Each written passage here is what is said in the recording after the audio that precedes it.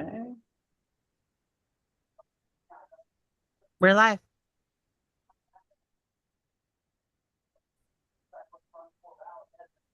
Admitting everyone from the waiting room.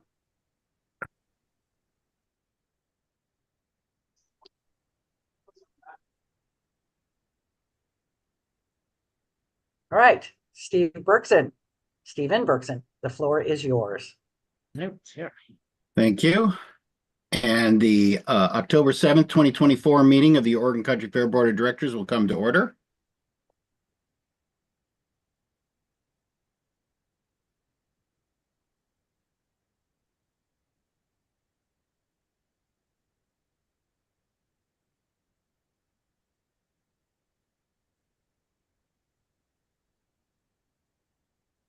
And we'll begin with announcements. Are there any announcements?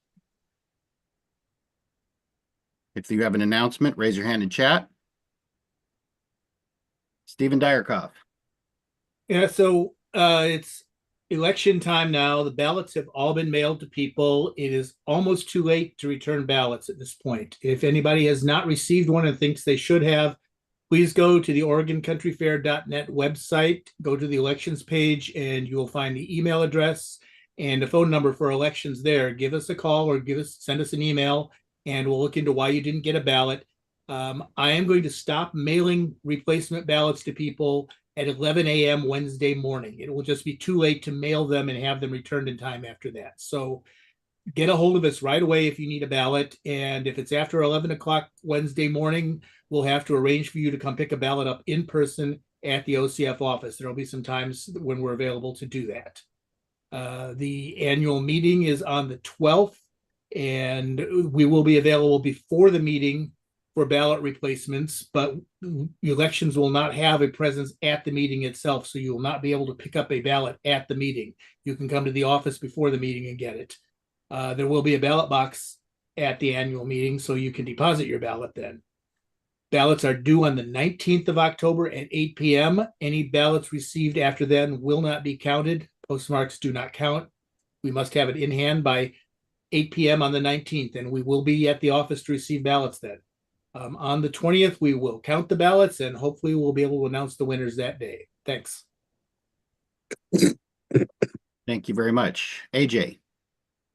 Yes, I'm just going to announce that the board had a closed session on personnel on October 4th. Thank you very much. Arna.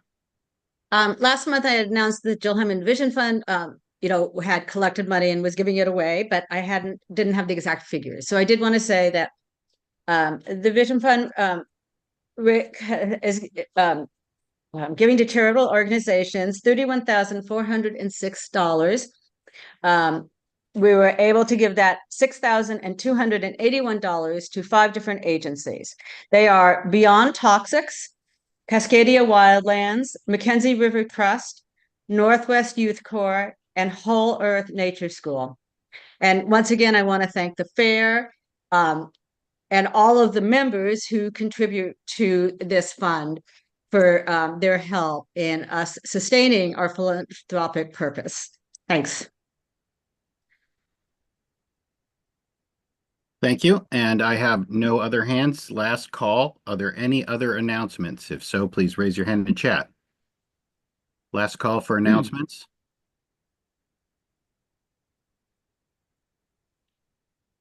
Okay, seeing none, we move on to minutes of the September 9th, 2024 meeting. I understand that there is a intention to amend the minutes. Does somebody want to move to adopt the minutes? That's how we start before we amend them. Move to approve. And is there Second. a second? So moved by Sandra and seconded by Arna. And I see, is there any member input on the minutes? I don't think the members even see the minutes at this point, correct? So let's just go to Judson Stern Caruso, member. Do you want to speak to the minutes? Oh, that was a mistake. Sorry. Okay. In that case, John Steinhardt. Yes, I'd like to make a motion to amend the minutes. The announcement section that was printed in the minutes is unrelated to the announcement that I actually made at the meeting. I already sent you the text of what I'd like to replace. Do we need to read it, or can you just accept it? I'm going to post it in chat so everyone can see the actual text.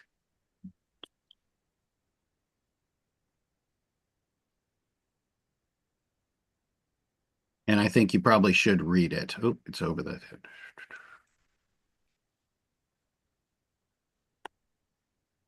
Okay, I'm happy to do that while you're figuring out how to post it. Yeah. The minutes as written say that I said lots of people talking on Facebook about loving the fair but hating everything about the database, which is disheartening to everyone who has worked hard on it. Every month we hear a report from Kirsten, but not sure we thank her. So thank her for putting on a good and profitable event despite weather and trouble with a contractor. You can watch the video. At about 4 minutes in, I say, second of all, I know I've said something about this before, but we have a lot of people that are off on Facebook and other places talking about how they love the fair and hate everything about it, which is pretty disheartening, not just to me, but to everybody else who really works hard to do this. And I realize that every month Kirsten gives her report and we thank her for her report, but I'm not sure we've ever said thank you for rocking it. And despite the weather and the trouble with one of our contractors, putting on a great event that made us money this year, so we get to do it again. So at least for me, thank you very much. So probably the biggest change in there is my announcement said nothing about the database. That was some meeting last year. Got it. Thank you. Is there a second to this change? Somebody willing to second it? I'll second it. Okay, moved by John Steinhardt and seconded by Sandra. Is there any member input on this change to the minutes? Raise your hand in chat if there is. We're only going to give this a moment. Is there any board discussion? If there's any board discussion, raise your hand in chat. Anna's. Anna's got her hand up. Anna, you need to use the chat box, Anna, but go ahead. Oh, okay, sorry, I did the regular raise hand. Hi, I'm Okay. Anna. I wrote the notes. I went and re-listened. The first of all point was about the database, so I inserted the word database instead of it because I was trying to figure out exactly what was meant. And so I did make a small summary because the notes are not supposed to be verbatim. They're supposed to be somewhat of a summary. And I did make an interpretation. So my mistake, but there was a reason. I wasn't like out of thin air. It was the first point was about data testing for the database. And so that's why that wrong word got inserted, and we can certainly fix it. Yeah, no problem. The first point was me looking for crew members to help with the database. It had nothing to do with people on Facebook, but thank you. Last call for discussion. Is there any other discussion on this change to the minutes? Seeing no discussion, is there any objection to this change to the minutes? I was not there, though I watched it, so I think I probably should abstain. You can choose to abstain or not. You're not required to, especially if you watched it. It's up to you. Do you choose to abstain?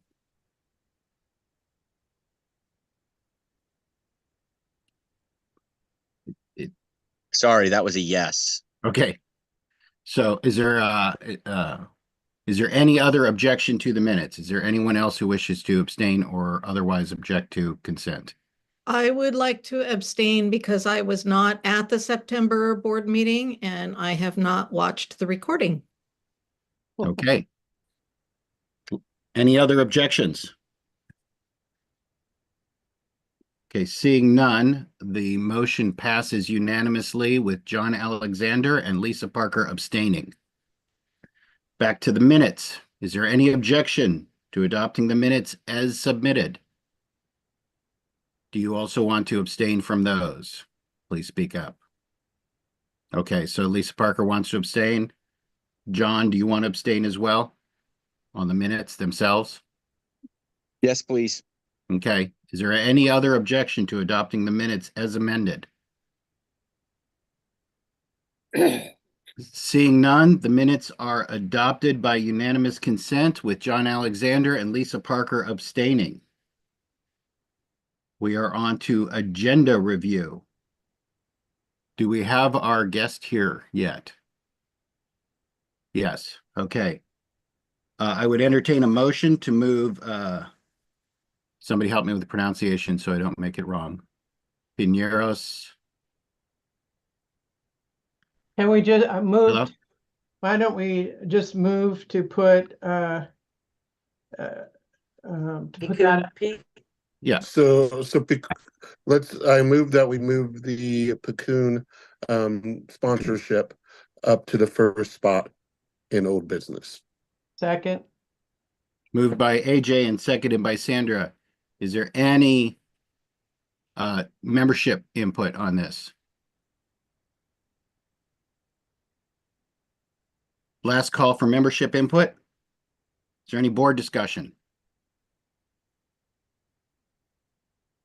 Last call for board discussion. Seeing none, is there any objection to moving Piccoon to the first item of old business? Last call. Seeing no objection, so ordered by unanimous consent. Is there any other discussion on the agenda? Last call for any discussion on the agenda. Okay, no, is there any objection to accepting the agenda as amended? Last call. Seeing none, the agenda is adopted as amended. We move on to membership comments. Are there any membership comments? Please raise your hand in chat.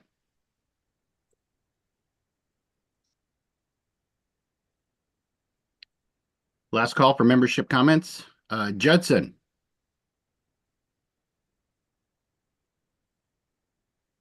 Yeah, hi. My name is Judson Stern Carson. I've been a FAIR member since 1991, about half that in Community Village and the other half on the archaeology crew. I've been the archaeology crew coordinator since 2022 and also joined the archaeology committee, an operational committee to ensure OCF's compliance with Oregon's archaeological laws. I have increasingly become concerned about the OCF's direction. We are supposed to be an event for psycho-spiritual rejuvenation with ideals to respect each other in an intentional community and respect our land. In short, a unique democratic organization. But we have seen the rise of magic, a faction set on making the fair great again. In 1787, James Madison in Federalist 10 described a human tendency to faction as, quote, this great vice, close quote. He described what I see happening at the fair board, officer, and management level. The leaders divide mankind into parties, inflame them with mutual animosity, and render them much more disposed to vex and oppress each other than to cooperate for their common good. I'm also concerned about a new disciplinary process that is well suited to eliminate political opposition. It has OCF function as a star chamber with unnamed individuals serving as judge, jury, and executioner. The societies and governments that operate this way are not ones we should emulate. But as with Madison's warnings, this is no less inevitable. As Robert Michaels stated in his 1911 book, Political Parties, it is an iron law that all large democratic organizations tend toward oligarchy, and that self-survival overrides all founding principles, as it is, quote, organization which gives dominion of the elected over the electors. But I am most concerned today by OCF's reaction to the archaeology crew and committee's efforts to have OCF address what, in my opinion, was a crime when OCF excavated near the vehicle shed in a known archaeological site without a permit for a, quote, mission critical, close quote, project to increase water storage capacity, again, in my opinion, for the sauna's benefit. As the most famous yet fictional whistleblower was told after his internal attempts to correct the problem, I mean no harm, I most truly did not, but I had to grow bigger, so bigger I got. I biggered my factory, I biggered my roads. Excuse me, sorry, point of order. Yeah, go ahead.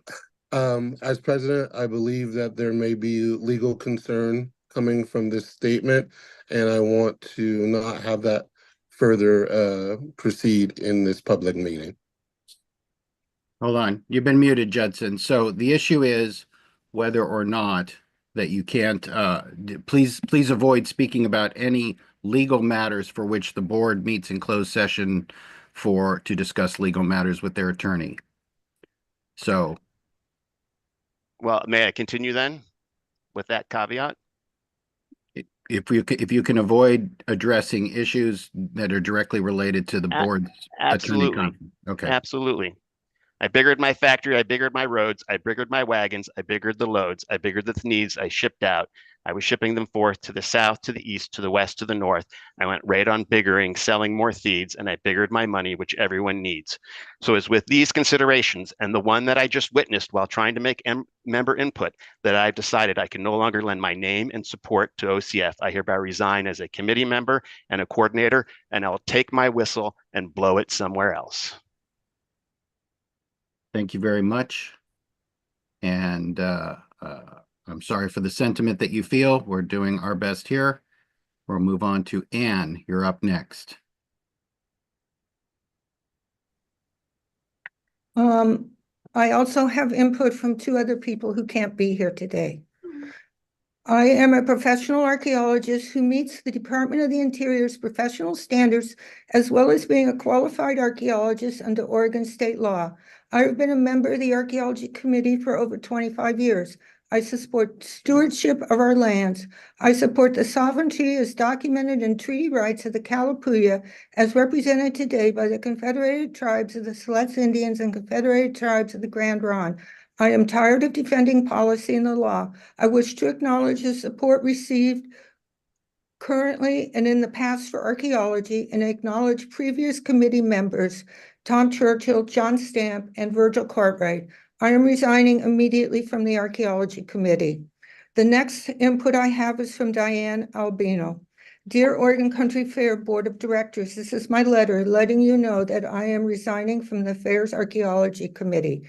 Sincerely, Diane. This last one is from John Silvermoon. In the early 1980s, when the state of Oregon wanted to relocate Highway 126 through the center of the figure 8 of the fair, I led the successful effort to locate archaeological sites on our land that led to the decision to not build through the fair's property, but to rebuild in the current right-of-way. At the time, I was working as an archaeologist, and some of my professional peers criticized me for politicizing cultural resources law.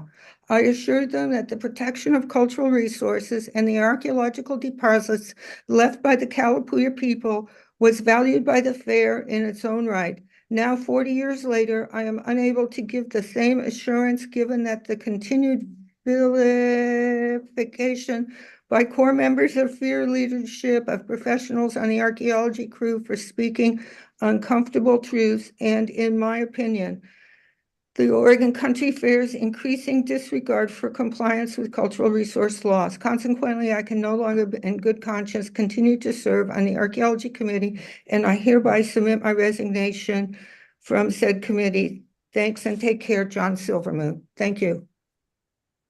Thank you, Anne. Is there any thank you, Anne. Thank you, Anne. Are there any other member inputs?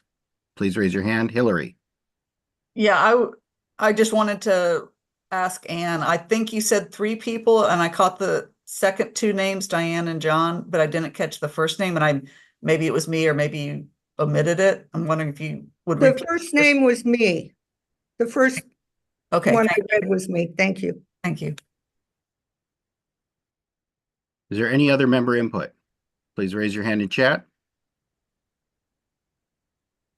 Steve Hamilton, go ahead. Thank I you. see you. Try to type chat in the Yes, I would also like to state that I am no longer going to be able to participate in the archaeology in terms of the regulations that are going on and what's happening at the fair.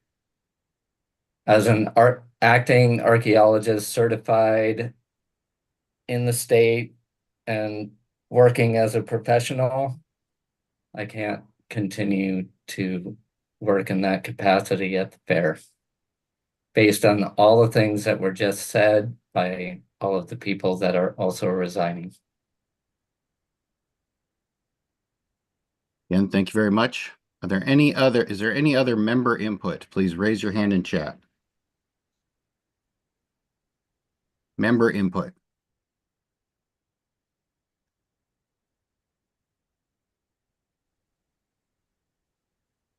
John's, hang on. We're not there. Well, do you want to speak as a member, John? I probably am speaking as a director here, but I'm not really sure which matters here. Yeah. So either one.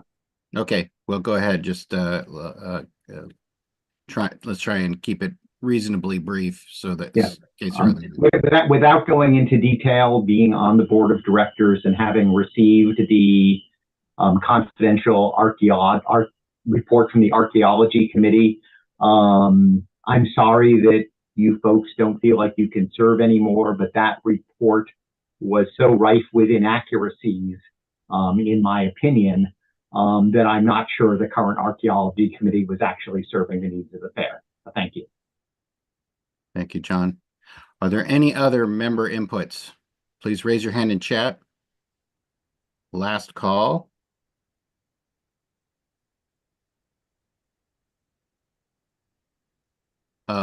So anyone who's got their video on that's not speaking and not on the board, please turn your video off, board or officer.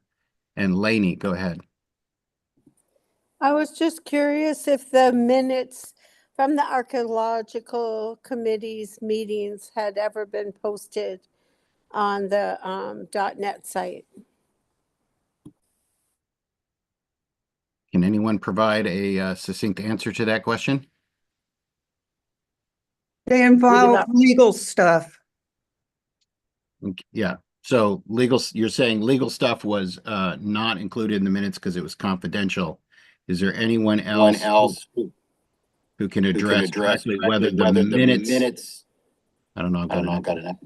But aren't there other discussions as far as, Understood. So the question is, hang on, Laney, can you mute? I think that's where I'm getting echo. So the question is, those minutes that are public, which of course would also identify that part of the meeting is confidential, have they been posted for all the archaeology committee meetings? Can anyone answer that question? Yes, there have been no archaeology committee meetings submitted to the board for approval to be posted on the .net site. Thank you. Thank you. Anything else, Lainey, or before I move on? I was just surprised that there was not, a call out for a community discussion or some letter to the editor and the OCF that anybody else who was not on the committee might have been made aware of the ongoing sentiments. And I'm sorry for the loss of those people who are stepping away. Thank you, Lainey. And I see Lawrence Taylor.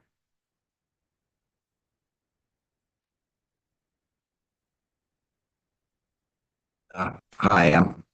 Apparently my camera isn't working, but I believe I just heard a number of individuals with explicitly stated professional qualifications make a statement, and then one director make a statement that those professional individuals were promulgating inaccuracies. So I just wanted to highlight that curious contradiction.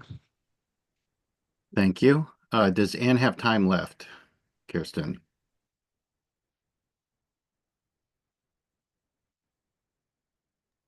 Yes, Anne has 45 seconds left. Go ahead, Anne. To address Lainey's comments, when we have submitted incident forms to the board and our annual report, we state that we were an operational committee and there was legal issues involved. Thank you very much. Thank you, Anne. And are there any other, is there any other member input? I see Sue. Is that Sue Theolis or Sue someone else? Hi, Sue.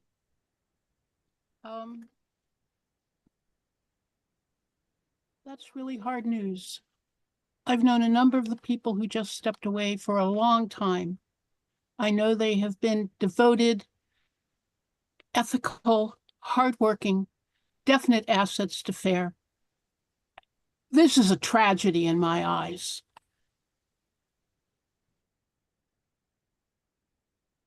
Thank you, Sue. Last call for member input.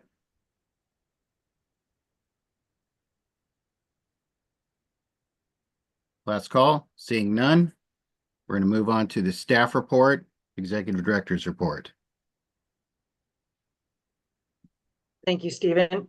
Good evening, everybody. That was quite shocking news. Did not see that coming. But on to the business at hand. For the administration, the 2023 990 and CT12 tax filings are in this month's board packet. Please let me know if you see any changes needed at your earliest convenience. I will sign these on October 11th if I don't receive any requests for changes. As Stephen Dyerkoff mentioned, the Board of Directors election is October 19th. Ballots are due at the Eugene office by 8 p.m. on that date. The annual membership meeting is Saturday, October 12th. That's this Saturday at 6:30 p.m. at the Lane Community College Longhouse. We encourage members to watch on the YouTube live stream if they can't attend in person. The Financial Planning Committee and the Budget Committee will hold their annual joint meeting on Wednesday, October 9th. That's this Wednesday at 7 p.m. via Zoom. The board is encouraged to attend. The Zoom meeting link will be sent to everyone the morning of October 9th. On to some sad news. Norma Sachs has tendered her resignation effective September 30th, 2025. That is by far the most notice I've ever been given, and I thank her for that long runway. I will begin to recruit for her replacement in the spring of 2025. I anticipate the hiring to occur shortly after the 2025 fair, and we will plan for a 2-month training period with Norma. And stay tuned for a retirement party for Norma.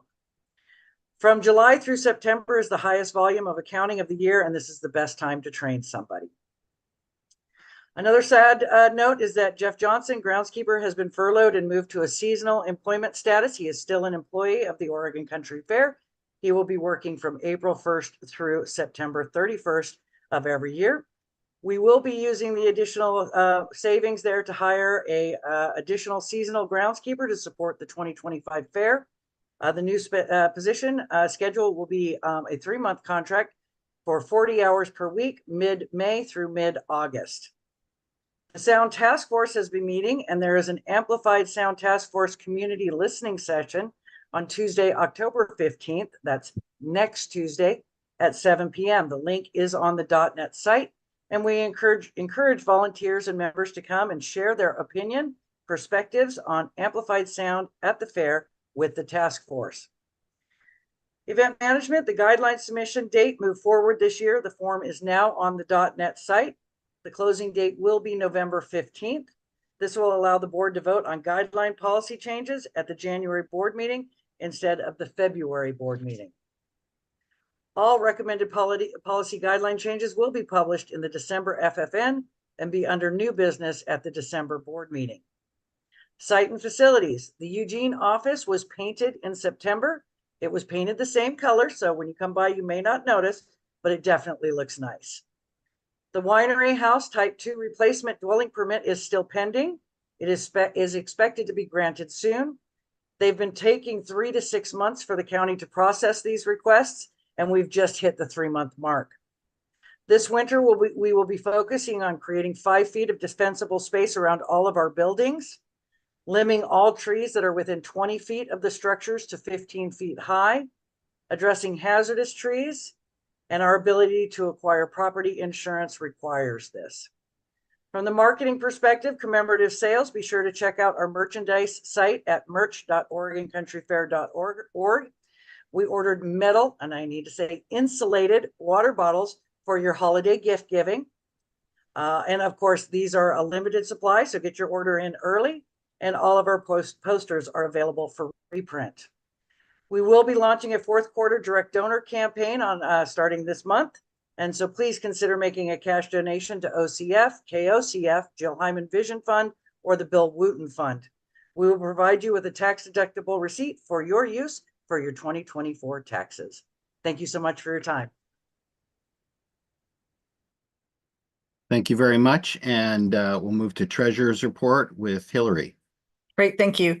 As Kirsten said, the board has a draft of the 990 and the CT12, and this is the chance for the board to review it before we submit it. We can always amend it later if we need to, but if you see things in there that you have questions about and wonder if we ought to change, let Kirsten or me know, and we'll follow up on it.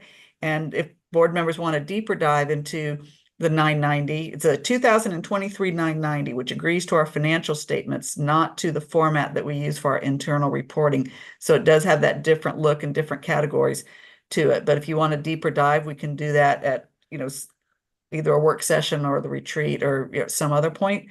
As Kirsten said, I also encourage all board members to come to this joint financial planning budget committee meeting. This is your chance. We don't want to have a second board session. We want this to be the chance that you have to dive in and listen to discussion, participate in the discussion, be part of this process of looking at a lot of the big picture questions, like how did we do this year? Which the answer is great. We did really, really well. And then what does that imply for our choices about growth? We hit our capacity goals. What about our big projects? What about reinstating the board giving line item? What about increasing food vouchers? All those questions we want to have a couple hours to discuss and have you be able to review the recommendations as they're formed. So please come to that. We will have a more in-depth analysis of the results up to September 30th at the annual meeting. The annual meeting report, as usual, has a kind of a soft close on September 30th, and then it does projections for the rest of the year. This year, there is also in there a capacity report update, so you can see how our daily people on property broke out.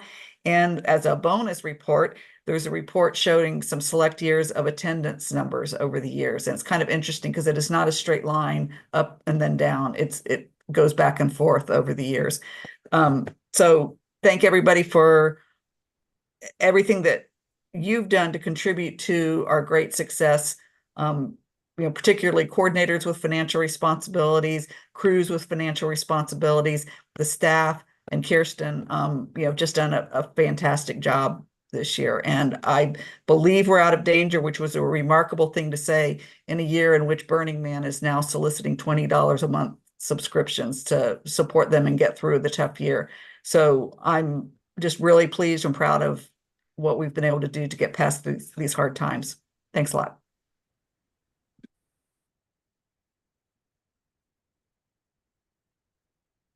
Thank you, Hillary.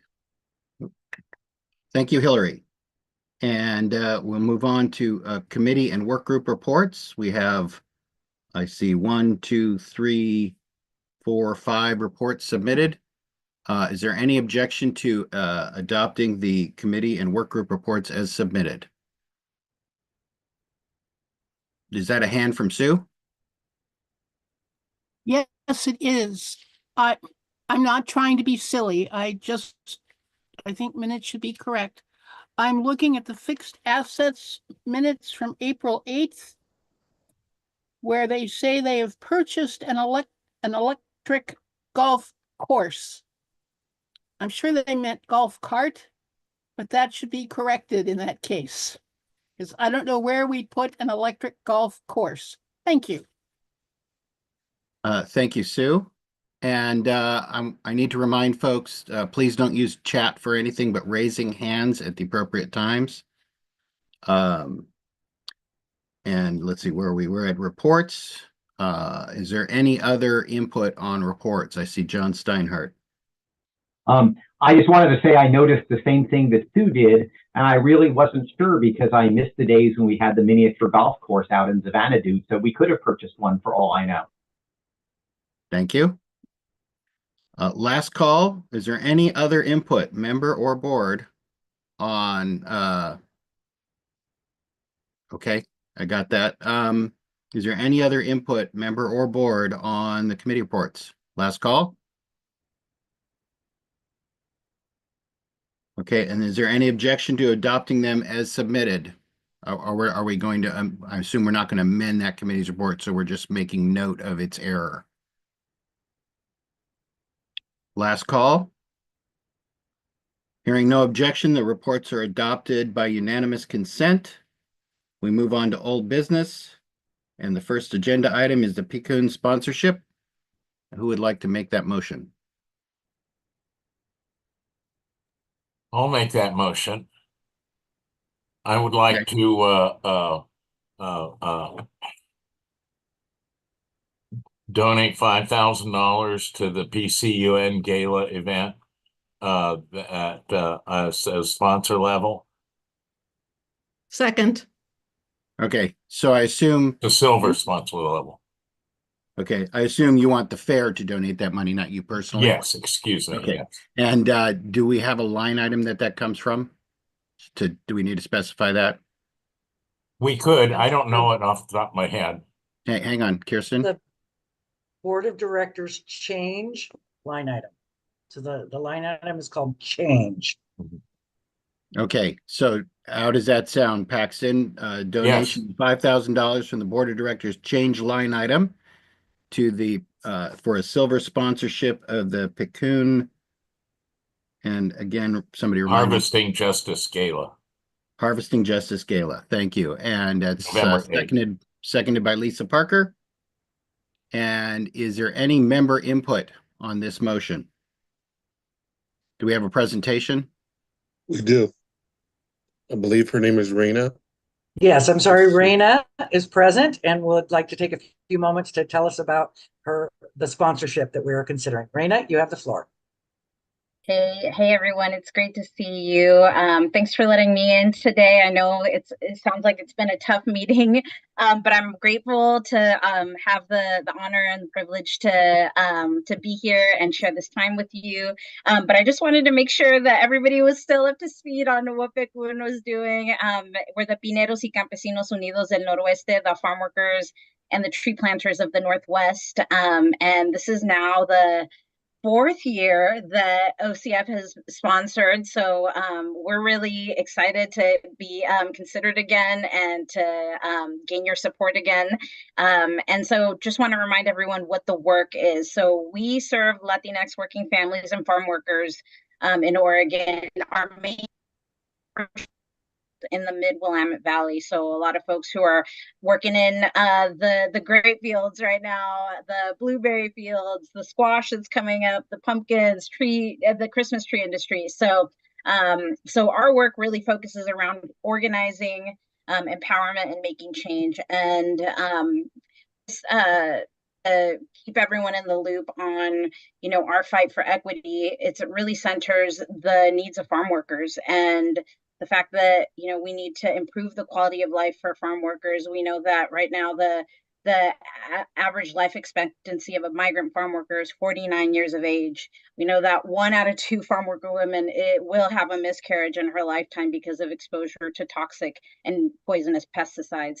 We also know that farm workers are some of the most food insecure individuals, despite the fact that they are the ones that put food on our tables. And then, of course, here's a photo too from our campaign for justice for Sebastián Francisco Perez, who passed away in 2021 during the heat dome after laying irrigation pipe in St. Paul, Oregon, when he should have been taking a break, drinking a little bit of water. Unfortunately, he was out there working, and it cost him his life. We want to make sure that, all of that pain and suffering, that we make something positive out of it. We organize ourselves, organize our families, organize our communities. And, with that organizing, we have been able to, and with the support of you all and our supporters across the state, our coalition across the state, leading the Coalition to Victory around farm worker overtime. This has been an age-long racist exclusion that stems all the way back to slavery, basically, and in the 30s when they passed the New Deal era labor rights, there was 2 major groups that got left out: domestic workers and farm workers. Unfortunately, some of these laws are still in the books, including the lack of rights to collectively bargain for farm workers and the lack of farm worker overtime. Now in Oregon, we changed that. We have farm worker overtime for farm workers, and it's slowly phasing in. And hopefully, in the span of 7 years, we will be at 40 hours, but right now we're at 55, and that's phasing in over the next few years. Heat and smoke rules. After the tragic death of Sebastián Francisco Pérez, we have now the strongest heat and smoke rules for outdoor workers in the country. And I mean, when I say that, it's just some common sense stuff. And, it's cool and clean drinking water, it's breaks, it's making sure people have shade, making sure that people have an emergency plan if they're working outside and it's over 100 degrees. And continuing our fight and our struggle to gain national legalization for farm workers. This has been, the fight of our lives as PECUN, and, for many of us, including myself, coming to this country to do the farm work and with our families meant that, a pathway to legalization really could change the trajectory of many people's lives. So today the workforce is still about over 50% of the workforce is not doesn't have access to legalization. So, a lot of undocumented workers, which means that that is unfortunately a situation that leaves people really vulnerable. And that's here in Oregon, that's all across the country. So, we got our work cut out for us. Next year, we have some exciting things that we're working on as well. We're going to be bringing in a really exciting idea around sectoral bargaining for the very first time in Oregon for farm workers. We're going to be bringing in another really cool policy to the Oregon legislature called the Climate Change Fund for farm workers, to make sure that farm workers who are impacted by climate change and extreme weather can have access to, taking the day off if it means that the day is going to be 100 degrees or more, and be able to not lose access to that pay. So a lot of work happening, but the gala is going to be hopefully a lot of fun after the election.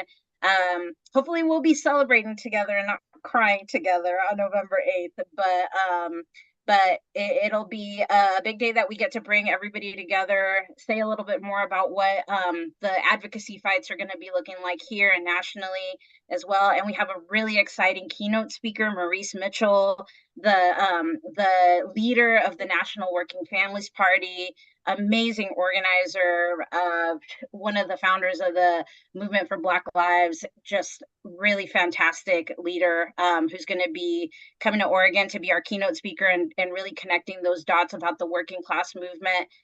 So of course we are honored to have you there, and hopefully we'll have a lot of folks from the crew attending. And yeah, so that's all I got for you.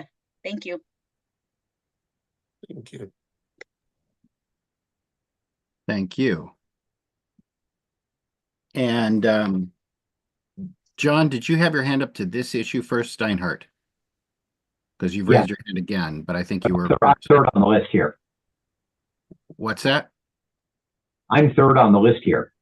Okay, well, I asked if you raised your hand again because enough people are throwing in, so, but not the first one. Okay, last call for member input. Is there any member input? Okay, seeing none, John Alexander. Yeah, I just wanted to thank Reina for presenting this, and if it's and to request that if you would send that presentation in a PDF form or however to us, I'd like to share that with some other people for potential continued support or partnership in other arenas. Absolutely. Thank you, John. And AJ. Yes. Thank you, Reina, for this. I'd like to amend this motion to add another 2,500, making the total 7,500.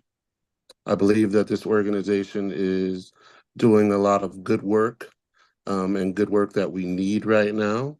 And when we have a good year, I think it makes sense to make others have a good year, especially others that are doing well in our community and taking care of those folks who need taken care of. So I'd like to make that amendment.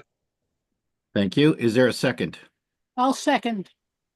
Moved by AJ and seconded by Sue to increase the donation to $7,500. Is there any member input on the change?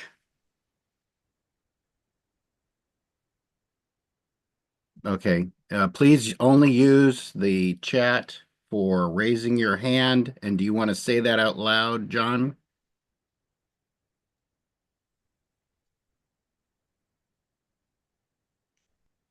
John, are you having technical difficulties or do you not want to raise your hand? Which John are you talking to? John Pincus, member input. Okay. Does Ann have any time left, Kirsten?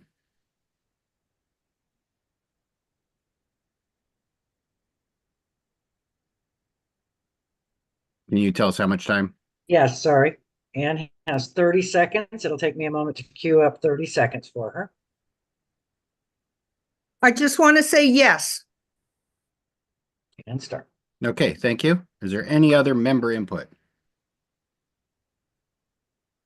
Okay, seeing none, we are discussing the increase to 7,500. John Steinhardt, did you want to speak to that? No, I wanted to speak on the original motion. Okay, so I'll go at the top when we come back to it. Paxton, do you want to speak to the amendment? To the I would have increase? been happy to have it as a friendly amendment. No, I support it. Okay, is there any other discussion on raising the amount from 5,000 to 7,500? Raise your hand in chat. Last call. Seeing as no one has spoken against the amendment, we can still do it. We'll do a voice call on this. So this is the amendment to raise it to 7,500. Sandra.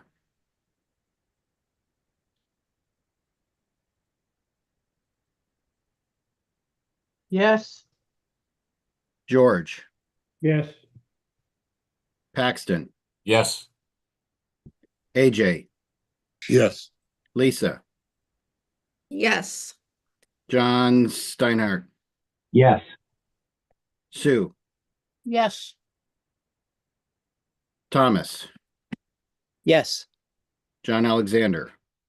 Yes. Teresa. Yes. Arna. Yes. Kevin. Yes. Okay, the motion is now amended to be a donation of $7,500. And we are back to the main motion. John Steinhardt, you are first up. Yeah, I just wanted to say I support the motion. I think you guys do great work, with the exception that I have to be up at 6:30 in the morning tomorrow to meet with about 40 of your members who are wonderful people. I really can't even communicate how excited one of my crew was a couple of years ago when they got to vote for the first time. And there's a bunch of DACA kids who work on the crew, and they're just really wonderful people, and I'm happy to support them in any way. Thanks. Thank you. Is there any other board discussion on this motion? Last call for board discussion. Paxton. I'd like to point out that the fair was started by a group of tree planters, the Hodads, that organized themselves. And I see this as kind of continuing on the work of the members of the fair. Thank you very much. I want to point out that what I was asking for was a silver sponsor, and we just added extra money to it. So thank you very much. Thank you. AJ. Yeah, I just want to recognize, thank you, Raina, for showing up, and that was a beautiful presentation. Thank you and your organization for showing up over the last 4 years and doing that. We don't have many folks that show up and do presentations like yours, and so I just want to thank you for that. It lets our membership know, it lets the board know what we're putting our money to. You know, hopefully in the future we can put more than just money to this action, that we can put our bodies and our work to this action. And so thank you so much, and I appreciate your time. Thank you, AJ. Is there any other board input on this motion? Lisa. I just want to say the same thing. Thank you so very much for coming, Raina, and giving your wonderful presentation. And I'm very happy to be supporting Cocoon again. Thank you. Any other board input? Last call? Okay, we're going to proceed to a vote then. This is to provide the $7,500 for a silver sponsorship. And Sandra, Yes. George, Yes. Paxton, Yes. AJ, Yes. Lisa, Yes.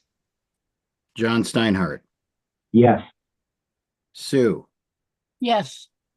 Thomas, Yes. John Alexander, Yes. Teresa Vaughn, Yes. Arna, Yes. Kevin. Yes. And the motion passes unanimously. Thank you very much, everyone. Moving on to the next item of business. We have a motion to clarify the effective beginning of terms of newly elected directors, sponsored by AJ, Arna, Shaw, and John Steinhardt. Who would like to make the motion? Motion. You want me to Steinhardt? make it? John, do you want me to make it? I think John Steinhardt just made it. What? John Steinhardt just made it. Would you like to second it? What's the okay, I didn't hear what he said, so I'll second it. Okay, so this is a motion to amend the bylaws, Article 7, Section 2E, correct? Yes. Correct.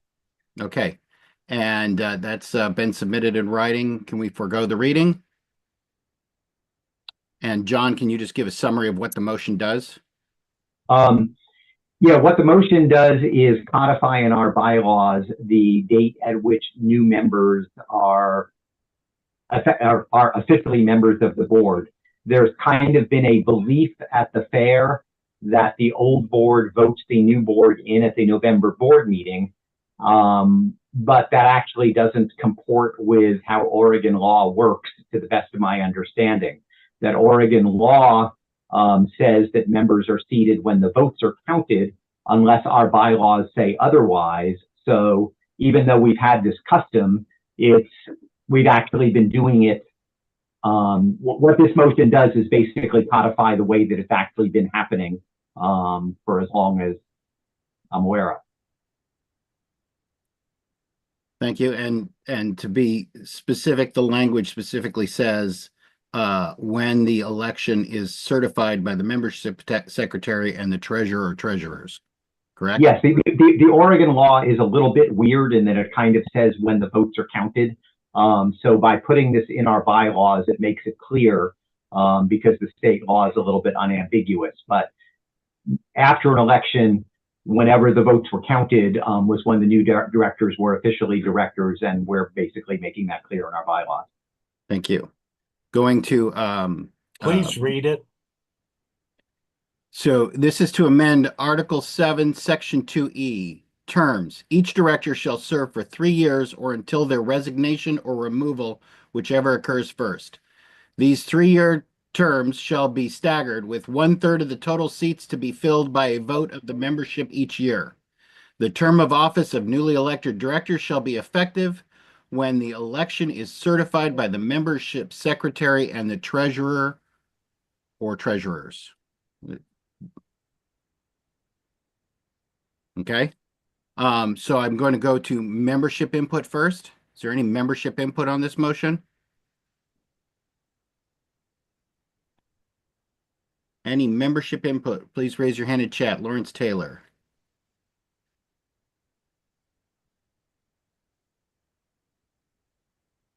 Thanks. Well, I don't believe this is a clarification. I don't. I would dispute the characterization of Oregon law that's been made. A clarification in this case, which is to say to make something unambiguous or to clear or intelligible, would be to codify the practice that has existed for decades. This is, in fact, a major change. And my recollection is that Oregon Revised Statute 65-311 says that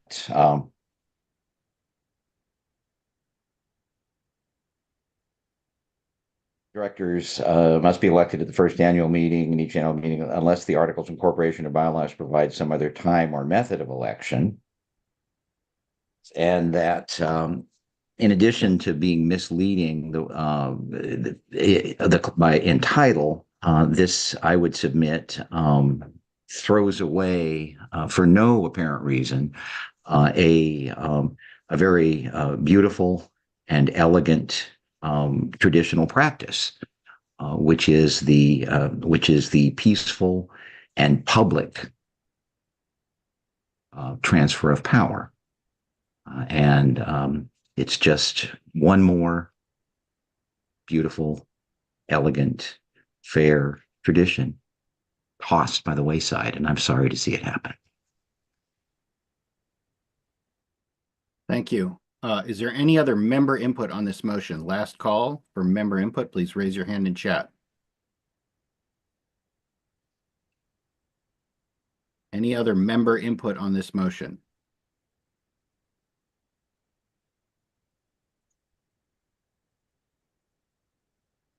Okay, please just raise your hand in chat. No, no other comments.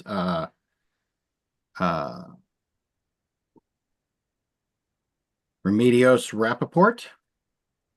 Yeah, maybe I'm just kind of naive or something, but it seems to me like if, as Lawrence mentioned, we have a tradition, a beautiful tradition, and it is within the legal status of what we need to do, then why is it being changed? Thank you.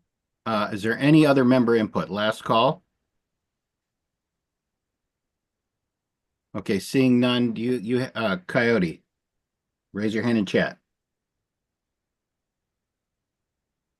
Oh, Go ahead. yeah. Okay. Thank you. I'm sorry. So when does this when does the secretary and the treasurers then, when do they do that? When do they officially say, okay, here's the winners? Do you know a time or a date or something after the ballots have all been counted? It's after the ballots have all been counted and they certify that the election is accurate. Yeah, and how far before the beautiful tradition happens and with the peaceful turnover of power? So correct me if I'm wrong, Stephen. The same time they announce the results, that's when they do it. They before they agree that it is complete and accurate, and then when we see the published results of the election, that would be an official time that the change would take place. How long before the next board meeting does that happen then? Stephen, do you want to answer this?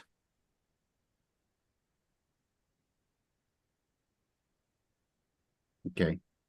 I can answer that for you. Yeah, go ahead. I can too. That would happen at the November board meeting, which would be after the board retreat. Well, that would be when it would be if it were not this process. If it were not changed, right? So this if would it be the 20th instead, correct? Yes. Okay, so there's a possibility that, I mean, with this change then, there's about a two weeks before the board meeting or something, where there'll be two weeks before the next board meeting where there will be new board members officially having in the position of being board members. 2 weeks that they can get their work done before the next board meeting even starts, right? That would be correct. Okay. Yeah, I like that. It makes sense. Thank you. Thank you. Okay. Hillary. I put my hand down. It was to say the date. Oh, okay. Last call for member input. People have had a chance to put their hands up. I see no more. Lisa, you were first up in board for this. Is that correct? Yeah, I'm sorry. I was a little, I didn't mean to put my hand up so quickly as It's okay, I'm I keeping did, track of but them. so we voted this same motion down at the August board meeting. We have an established practice that works. It's clean, it's simple. If the reason for this change is because the bylaws are silent on when the terms of new directors start, then all we have to do is codify our established practice. I can see no good reason to change the process. Thank you. John Alexander? Yeah, a couple quick things. Going kind of on Coyote's question, you know, if we were to do this and continue to reflect some processes or others, is that like if you take, for example, November 6th is when the United States confirms the election of a president, but a president is not put into place until the inauguration, that those details might need to be in this to give a date by which the elections are done, and then they would be codified. And I just want to ask, oh, my light went off, a bit of clarity, because we're hearing two different things. And so for the board and for the membership, I think John Steinhardt mentioned that this would be codifying what we already do based on his interpretation of the law. But then when I listened to what Lawrence Taylor said and what Lisa said, codifying what we already do would be clarifying what we already do, which is at that first November board meeting, that is when the new board members are seated. So just want to make sure that those are the correct facts. So, someone's welcome to correct me if I'm wrong. I have to tell Remedios Rappaport, member input is over, so we can't, no other raising hands. I'm keeping track of board members here. And I think what we're saying is the difference between a handing over of the torch to the newly elected board members at the next board meeting and actually having them officially be board members at the end of the election. And so if anyone wants to add to that in the conversation, but I hope that's clear. It's the difference between them being elected as of the 20th or them not actually being the board members. They'll being board members elect and not actually being board members until the November meeting. But part of the issue is that, as others have said, the bylaws are silent on it. So that's just what has been done. So can I redirect that? So the codifying what it is that we have done in the past would be to clarify in the bylaws that the new board members are seated at that November board meeting. That's the way we've done it in the past. So at this point, I'm not sure that others will not dispute that. So that's, you know, I've given you, that's what my understanding of the motion, but whether or not others would say that is in fact the past practice is something that will need to come out in the debate, because I can't speak to that. Okay, I didn't ask best practice. I just asked what it is that we practice. Past what practice. Thank you very much, Stephen. Appreciate that. Okay, so AJ. All right. So first, I want to clarify that there's some beautiful process that's been taking place. It has not been beautiful. It has not been a beautiful transition of power. And anybody who would say that at this point over the last 5 years that I've been paying attention would not be being honest, in my opinion. It has not been. We have had really contentious situations happen at this, especially at our retreat that we have before the board meeting on November 6th, in which you have new board members who know they're board members, but they can't vote. And you have outgoing board members who technically have a vote, and they're all in the same place, and it hasn't been a big, beautiful thing. I think the reason this motion is up is because we did find that it was just something that we were doing, but it wasn't stated in our bylaws that we had to do this in November in the November meeting. And so with all of the things that have been happening at our retreat, one of the reasons that I wanted to see this motion passed is that I wanted to see the new board continue the practice of us getting better for the membership, and getting and having the new team work together instead of having all of the infighting that happens because you have outgoing and incoming board members and existing board members all in the same place who haven't really been working well together at that retreat. For the most part, that has been my experience. I also think it's important to know that like the incoming board members have an opportunity to sit with their peers and have honest conversations about what they want to see with the next year coming up. And the retreat is where we do that, how we want to see our meetings run, all of these sort of things that I think would be beneficial if the board that's going to be working together is there without the distractions of having outgoing board members there. Now I know that the argument will be that these were one-off situations or that it doesn't happen all the time where there's conflict, and I would say to that we can provide a space for outgoing board members to interact with the board, but at our retreat, that is where we do business. And it would be my intention, I believe, to have that available for outgoing board members. But I think we have a lot of work to do in a short amount of time at our retreat, and I think it's just important to have that new group of folks that are going to be working together in the next year have time to be together with each other. Just points I wanted to make. Thank you. I have John Steinhardt, Paxton, Arnis, Sue, and then John Alexander and Lisa Parker again. John Steinhardt.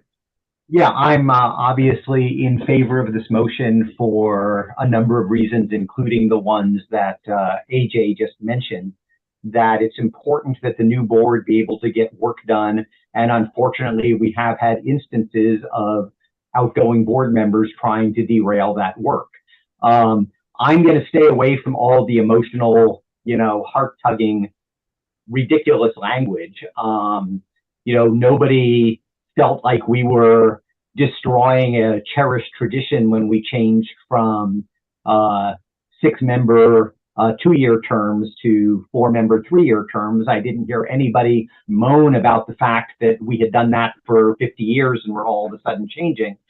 This is very similar. The board retreat is when the new board members need to get together and figure out their direction going forward, and they need to be able to do that, certainly consulting outgoing board members, but if outgoing board members are not going easily, we still need to be able to get our job done. The only argument that I've really heard that has some currency is that by having outgoing board members at the retreat, we get to take advantage of their institutional knowledge. That is true, but since we've changed the long-standing tradition of how we elect our board, we only have 4 board members out of 12 changing at the most at every election. So there is plenty of institutional knowledge. If you look at the slate of candidates this year, at the most, we're going to have 2 new board members, and I think the remaining 10 have enough institutional knowledge to carry forward. So I support this motion. I think it's important that the new board be able to get its work done at the retreat. Thanks. Thank you very much. Paxton. Well, I'm very uncomfortable with this. I think the goal of this is to get rid of old board members at the retreat and have only new board members and not paying attention to the history of the fair. That's kind of what I think the goal of this motion is. I would rather delineate in the bylaws what we have done as a traditional practice. I like having the new board members seated at the November meeting, at the very beginning of the November meeting, as we've done. It is a really wonderful tradition done in public. And I find that I think that having anyway, for most of my time on the board, over 20 years, we've had really good retreats where people work together.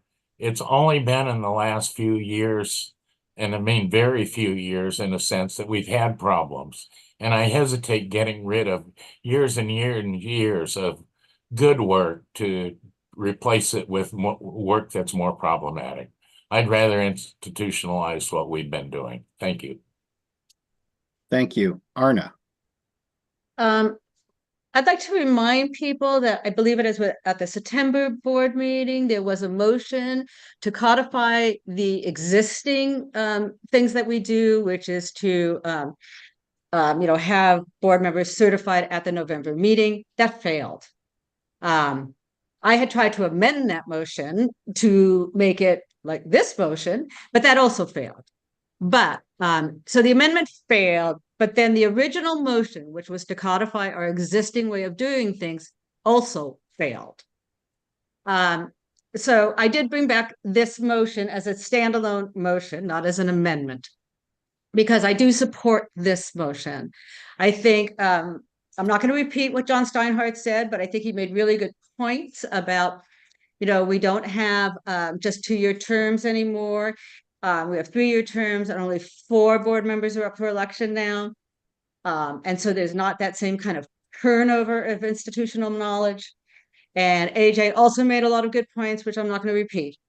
But I do think this is the better way to do this. I think that at the November board meeting, we certainly can thank the outgoing board members. But we don't have to wait till then to bring in the newly elected board members who should get their feet wet as soon as they can, I believe. Thanks. Thank you very much. Sue. I've been a board member 11 of the last 12 years. I find the board retreats and the actions there to be a benefit to this organization. It's only been the last few that there have been issues, and I have my own opinions on that, which I don't need to share now. I don't like some of what has been said tonight, and I don't like this motion. I think it's the benefit for all of us to be together, and at the November meeting, the outgoing board members have an opportunity to be thanked by the membership, and the incoming board members get cheered by the membership, including the outgoing board members. Again, I see no reason to change the process that we have followed for all this time. Thank you. Thank you, Sue. And I'm going to go to Sandra, who has not spoken to this motion yet. Yeah, I think that there have been significant problems, and that I think it's made for a rough start on several occasions. And I do think that when you talk about, the national elections, when they delay the seating of the new senators and representatives until January, that started back in the day when there wasn't any way to get to places faster than 3 months. So that isn't really any kind of a guide for us to try to emulate here. And I think most boards that I've been on transition to the new board at the time of election.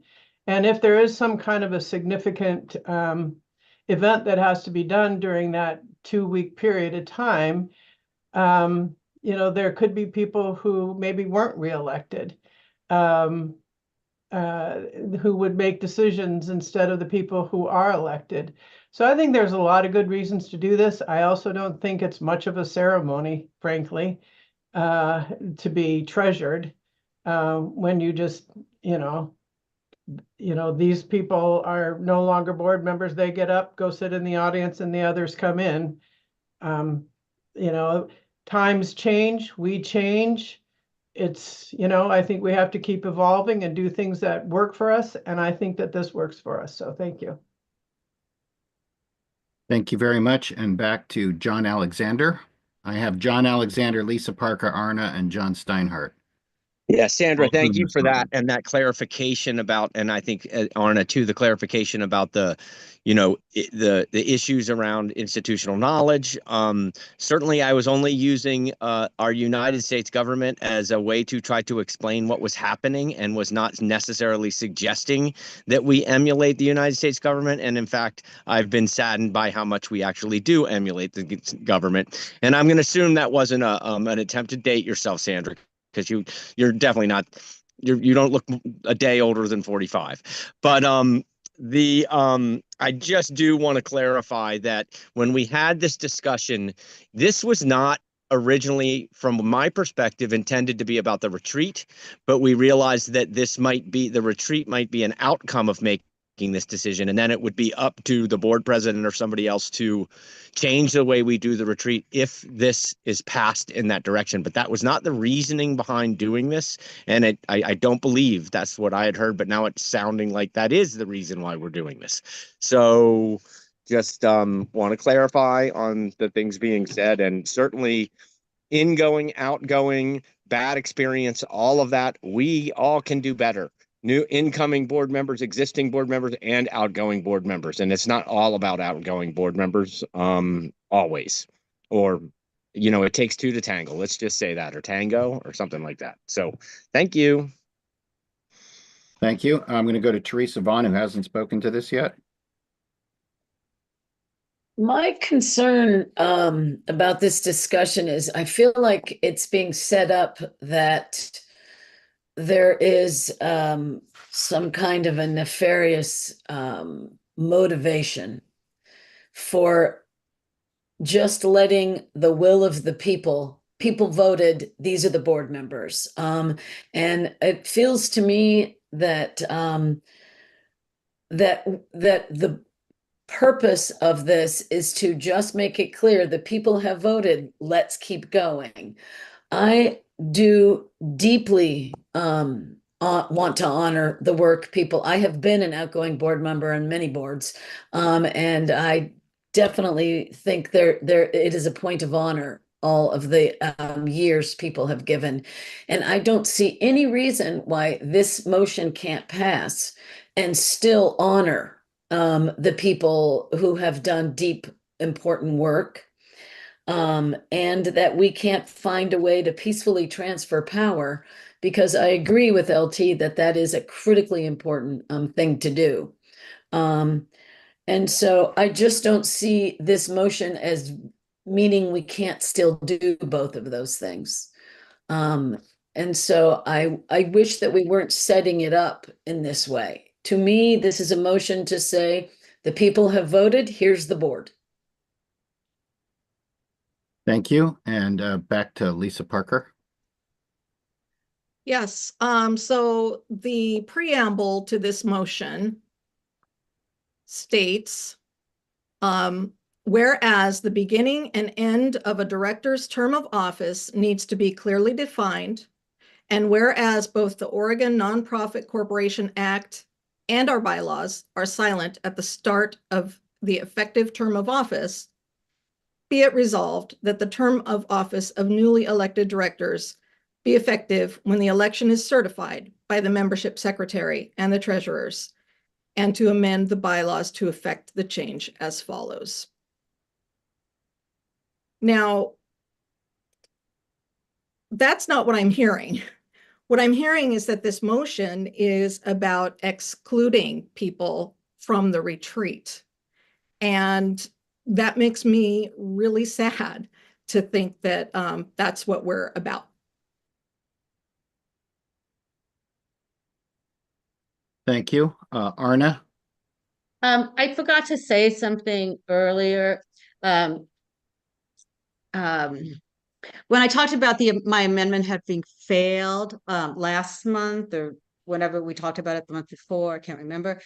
One of the concerns about the amendment was that the membership hadn't seen it for long enough to be aware of it and, you know, to understand it and make comments about it.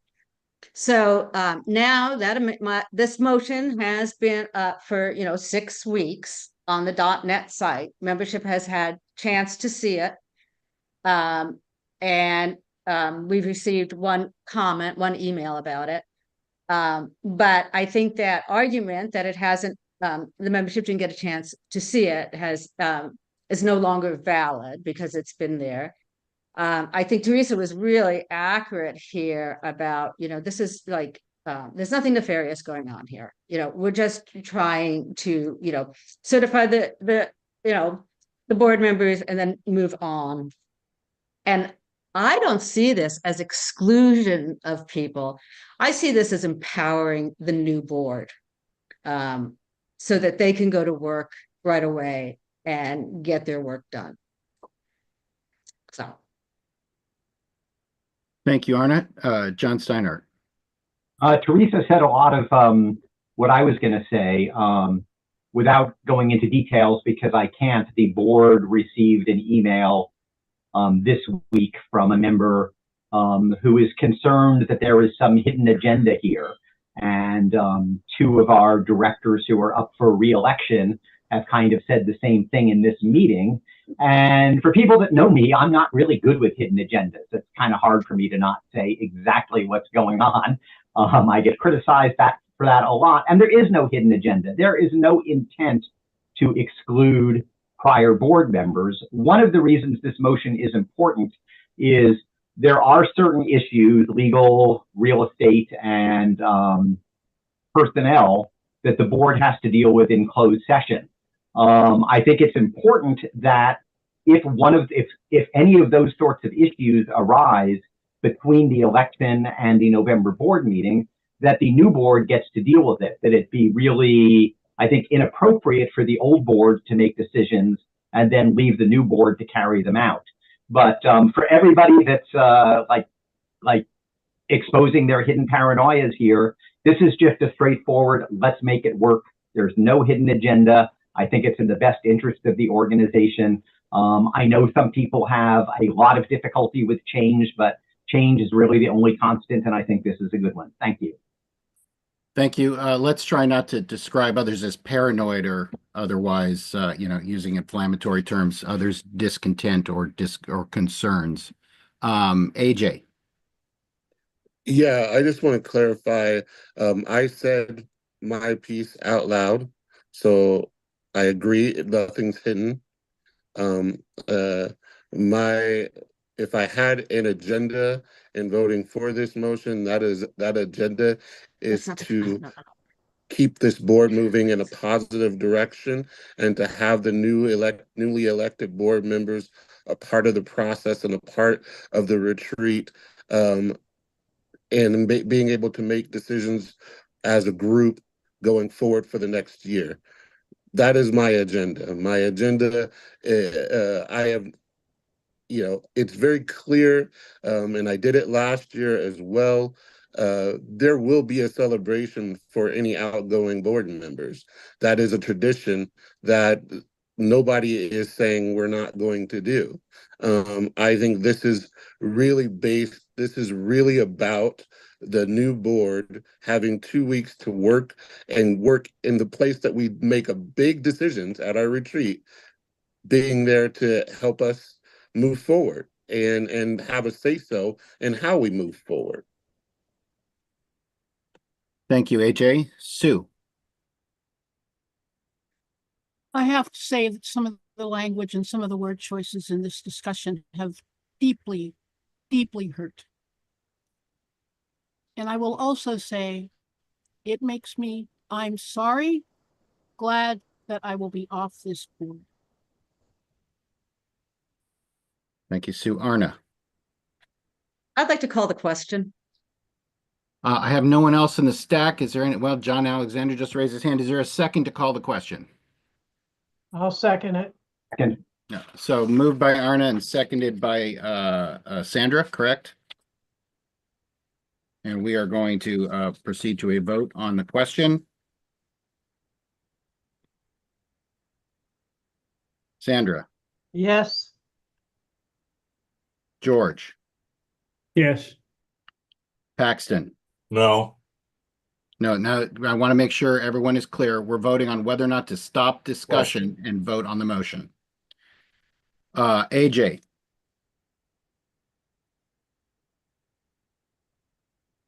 AJ, You're Yes. muted. Yes is Yes. Yes to end discussion. Lisa, Yes. John Steinhardt, Yes. Sue,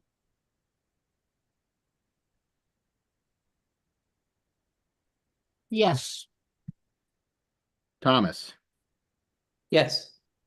John Alexander, I'll abstain simply because I had my hand up, but that's all good. So I Teresa, didn't quite have it up in time. Yes. Arna, Yes. Kevin. Yes.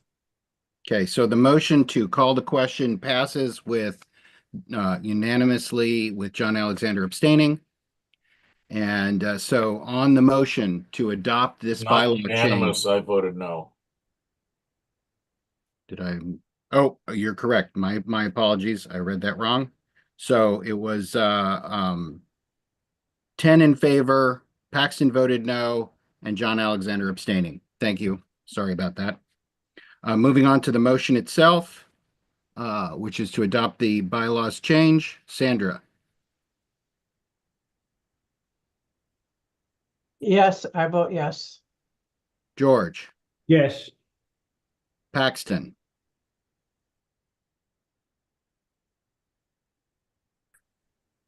Excuse me, no. AJ, yes. Lisa, No. John Steinhardt, Yes. Sue, No. Thomas, Yes. John Alexander, Nope. Teresa Vaughn, Yes. Arna, Yes. Kevin, Yes. and as I show it, the motion passes with Paxton, Lisa Parker, Sue Theolis, and John Alexander voting no. Moving on to the next item of business, the appointment of Hannah Minminda Mapatis. I'm sorry if I'm pronouncing that wrong. Hall Stewart Lovell, Michael Coyote Connolly, Peter Moan, Samira Lobby to the EDIB work group. Sponsors are AJ, Arna, and Tom Horn. Please correct me on Hannah's name if I've butchered it. And who would like to make that motion? I'll make the motion. Is there a Although you've second? already, what? I'll second. Okay. So moved by Arna and seconded by John. Did you have something to say on the motion, Arna? Yes, I would like to speak just a little bit to the motion. I'd like to explain to the membership how this motion came about and how we chose these people. We passed this EDIB motion, I think a few months ago, before the fair. And in the motion itself, it talks about what the committee will be doing. We asked for applications, gave a 2-month window for applications. And when they came in the original policy that we passed, it said that the president, the previous president, and the vice president, which is AJ, Tom, and me, would go over the applications and make a recommendation to the board about who should be on the committee. We were going to recommend it. So when we met and we developed 4 criteria to use in evaluating the applications. The criteria were prioritizing new voices and ideas, experience in DEI work in their work or volunteer work, experience in working collaboratively in DEI work, and bringing different perspectives and skills. Using this as our criteria, we chose 5 people. Hannah Minminda Mapatis, Hall Stewart Lovell, Michael Coyote Connolly, Peter Moan, and Samira Lobby. So we are bringing forward this group to be voted on by the board. We think they're all really qualified and will make a great committee. And we are hoping that the board will approve them. I would add that the board also did see all of the applications. The board was provided with all of the applications. Thank you. Is there any member input on these appointments? Any member input, please raise your hand in chat. That would include, we'll prioritize anyone who is on this list to be appointed that wants to speak.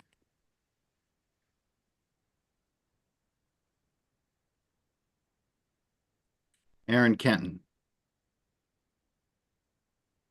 I'm sorry, I'm probably just ignorant about this, but I'm asking the question, how long will this work group, how long are people appointed for on this work group?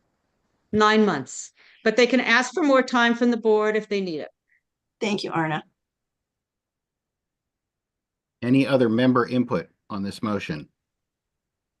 Coyote.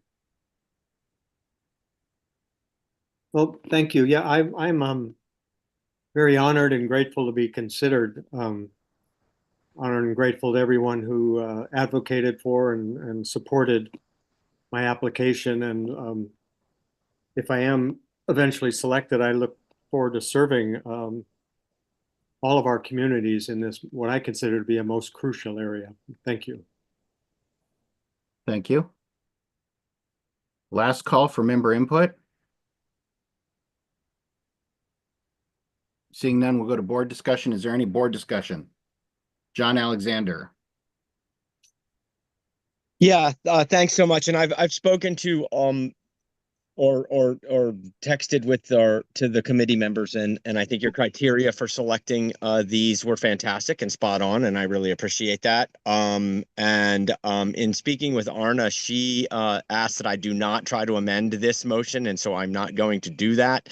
But I did ask Arna to second a motion to immediately follow up with this. There was an application that came in past the deadline. I had spoken with that applicant and I had informed members of the committee that that would come in late. It came in late for whatever reasons they were. And I think that I understand why we have deadlines and we have dates, especially on things like elections and legal things and whatnot. But I want to be careful that we don't use technicalities to limit how well we can do things and who we can do things with and whatnot. So I am in support of this motion, but I mentioned that I was going to say this during the discussion. I'm going to have a follow-up motion to add one of the additional applicants who very well meets the criteria that Arna outlined. And hopefully a date is not going to get in the way of that. So just wanted to let y'all know there's another application out there of somebody who I think is very well qualified and would make an excellent addition based on the criteria Arna outlined. So is that going to be submitted as new business, John? Arna, clarify. Arna thought that, and Arna, you can speak for this, but that it was so closely related to this amendment, to this motion, and that if I didn't do it and as an amendment, that it would be appropriate to put this on as just to tag along with this motion. And if that's not going to be allowed, then I probably will try to amend it, and that will just cause a whole. Making an amendment does not have to cause the whole thing, but I will ask AJ. I mean, basically, if it is a new motion, then traditionally it is new business and would wait till next month. Can I speak for a minute? Yeah. It would actually have to wait for 2 months because it would be new business next month and then old business the month after. Because the board has made that requirement that we have to put things in, 2 months in advance or 6 weeks in advance. I do think the board could waive that requirement when we want to. I would rarely want to do that. But because we're trying to add another member, if John wants to add another member to this committee, I would like to see that if the board wants to do this, add that committee member now rather than her having to wait for 2 months because the committee is only a 9-month work group. My feeling is that we decided that application came in 2 weeks late. We decided that was, not okay. We have a deadline. We had to honor the deadline. My personal feeling is if the board wants to ignore that deadline for this candidate, they can do that. we were not willing, the three of us, we're not willing to do something like that. We wanted to stay with our deadline. But, the board can, disregard that deadline if they want to bring this person on. So Um, I'm just trying to follow, I'm trying to have standardized process. I And get- standardized process is if that it's 6 weeks, then it's not new business. If it's not new business, it can't be moved from new to old. Which means the process by which this would come in would be by making an amendment to add a name, under which all of this conversation could happen. The piece of business could be dispensed, whether it passes or fails, and then go back to the appointment. That is the process that I would recommend here if you don't want to wait and go through the normal new business process. Otherwise, I'm not sure suspending rules and adding a new piece of business. I'm not sure what the purpose of that would be. Are we able to make a comment on this as well? I'd like to get to the motion, but right now it's about process. So the question is, is there The process was that a group of folks worked on applications for 2 months, and we came out with 5 names. And now we're spending the time voting instead of respecting the people that did the process and turned their stuff in on time. We're spending our time talking about someone else who we really didn't have a chance to thoroughly review in this process and bring their name to this process. Okay, so I'm going to interrupt you for a second, AJ, because the thing is at the moment, you're actually talking about whether or not to appoint this person. I'm talking about if you don't make it an amendment, it should not be considered tonight. It should go through the normal new business process, or it should be done as an amendment to this motion. That is the normal process. That's the only thing we're talking about is about process, and anything else would be pretty coloring outside the lines. We're just sort of making something up, but I don't see the barrier. So I think that my recommendation is John should have an opportunity to choose to amend this, and you can talk about everything you're talking about of either talking about this person or dispensing with it, call the question, whatever you want to do, and handle that amendment. Or it should go through the regular new business process. And I don't think we should spend a whole lot of time talking about how to get there. I'm just trying to clarify how that's going to work. So John, can we do this as an amendment if John wants to make this amendment? Can we do it when John comes up on the stack? Well, John was up on the stack and he was told something by Arnis, so I'm trying to give him, I understand that you got missed because there's a bunch of other chatter in the chat, and I'm going to have you up on here in a second. But since I did call on John Alexander, John, do you want to make an amendment? It looks like Sandra was about to say something. I agreed that I wouldn't, but if I'm going to be not able to make the motion afterward, sure. Okay, so make your motion to amend, please. Who are we talking? Based on the criteria that the committee set forward,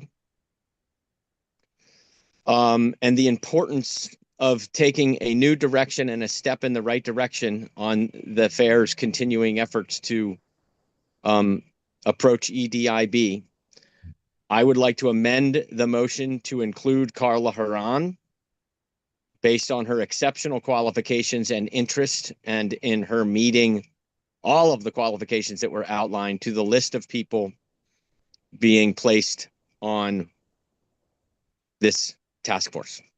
Okay, there is a motion to amend this to add Carla Haran. I hope I said that correctly. Me Is there too. a second?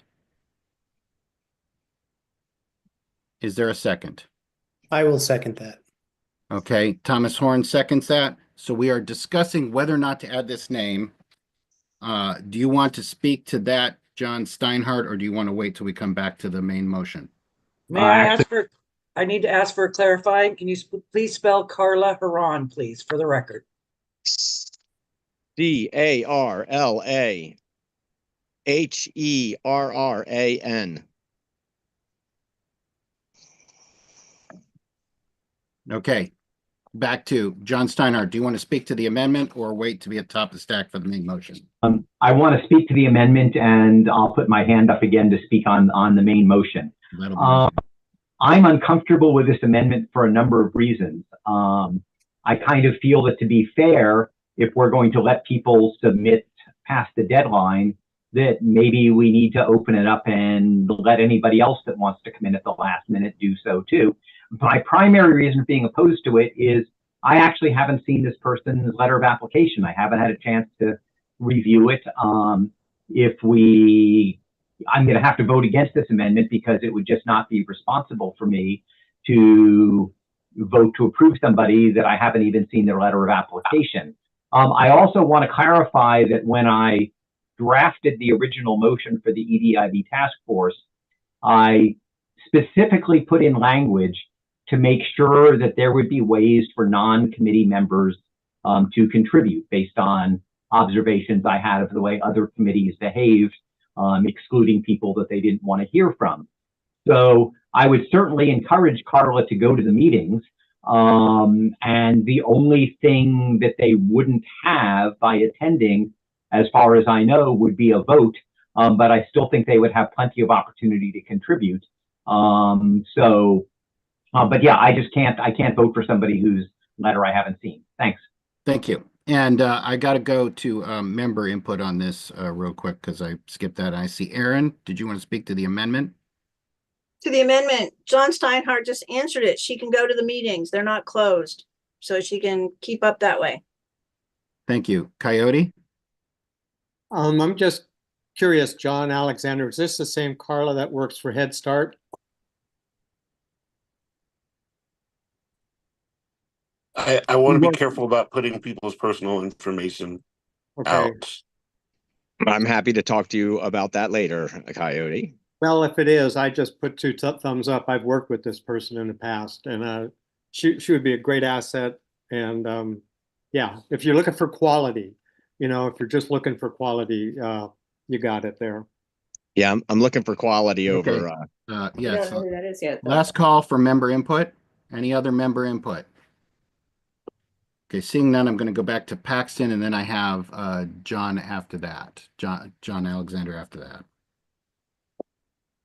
I have a little concern here because I was one that was rejected, and I got my application in on time.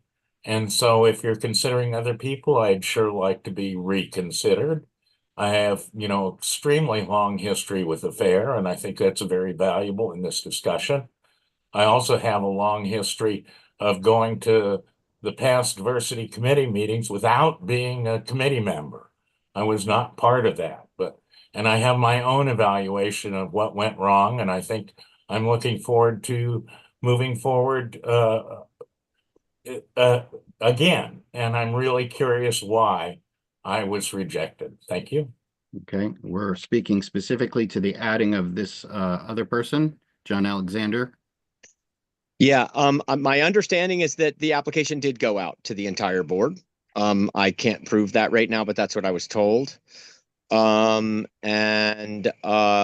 think that I also, if you listen to the minutes when there was a report on the applications, it was told that we were past deadline, but there would be if applications came in. Certainly probably didn't come in the time that was intended, but there was a comment at the last meeting by a board member that if other applications came in, they would be considered because the application pool at that point was pretty low.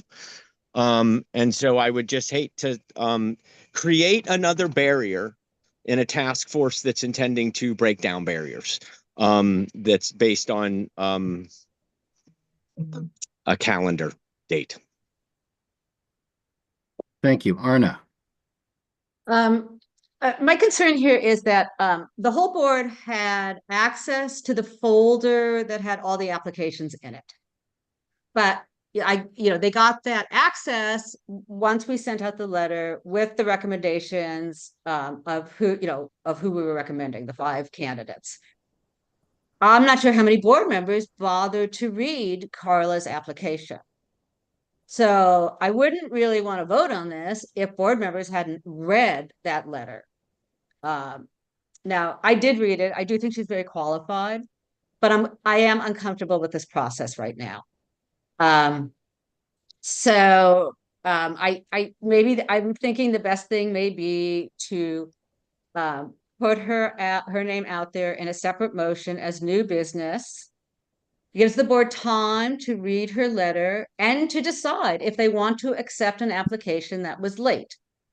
I do want to correct something that John had said, which was that we had opened the applications at one point and then we didn't get enough. And so we reopened all of the applications for another month.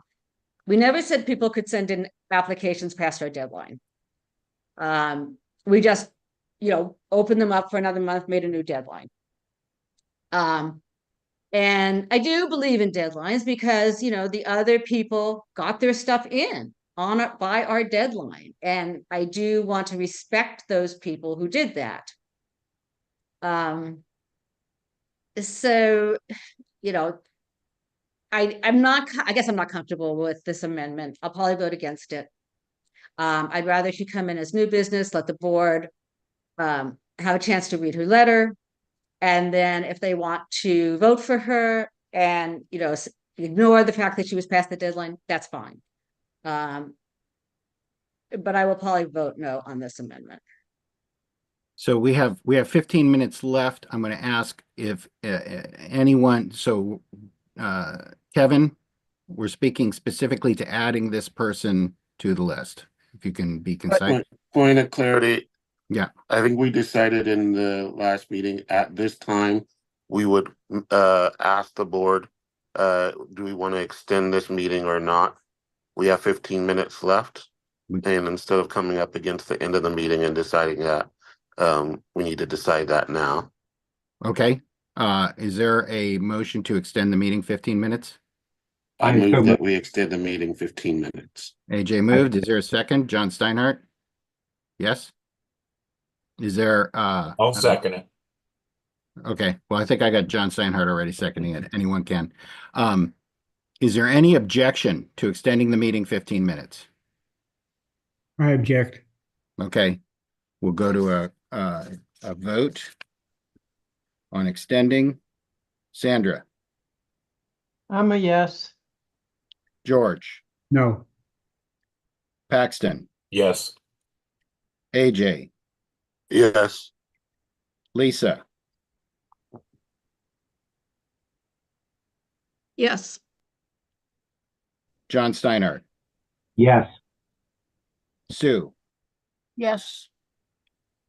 Thomas, Yes. John Alexander, Yes. Teresa Vaughn, Yes. Arna, Yes. Kevin. Yes. Okay. The motion passes with George voting no. The meeting will continue until 9:15. I would still ask people to be concise. We still have another piece of old business. Kevin, we're speaking specifically to adding another person to the list of those being appointed.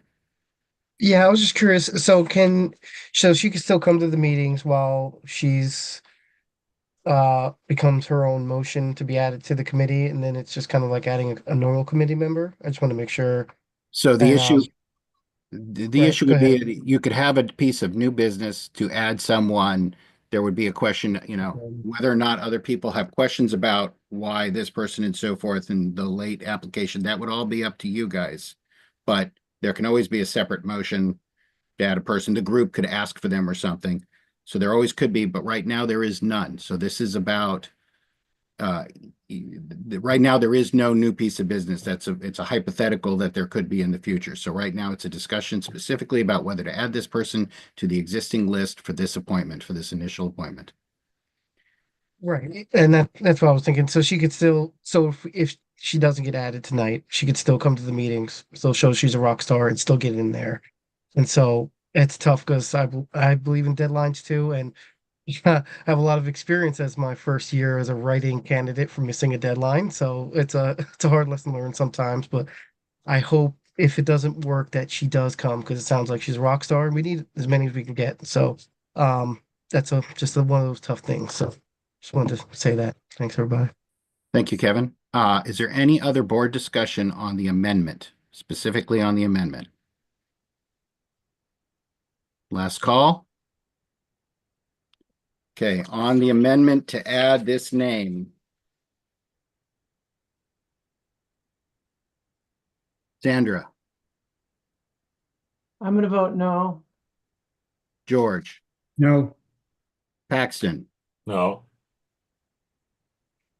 AJ, No. Lisa, Yes. John Steinhardt, No. Sue, Yes. Thomas, No. John Alexander, Yes. Teresa, No.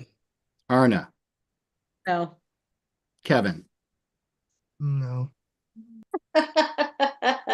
Okay, so the motion fails with Sandra, George, Paxton, AJ, John Steinhardt, Thomas, Teresa, Arna, and Kevin all voting no. Back to the main motion to appoint these individuals. Is there any other board discussion on the main motion? Last, Paxton. I'd kind of like to to get an answer to my earlier question is why was I rejected? Thank you. I have a long history with the fair, and I think history is important in this discussion.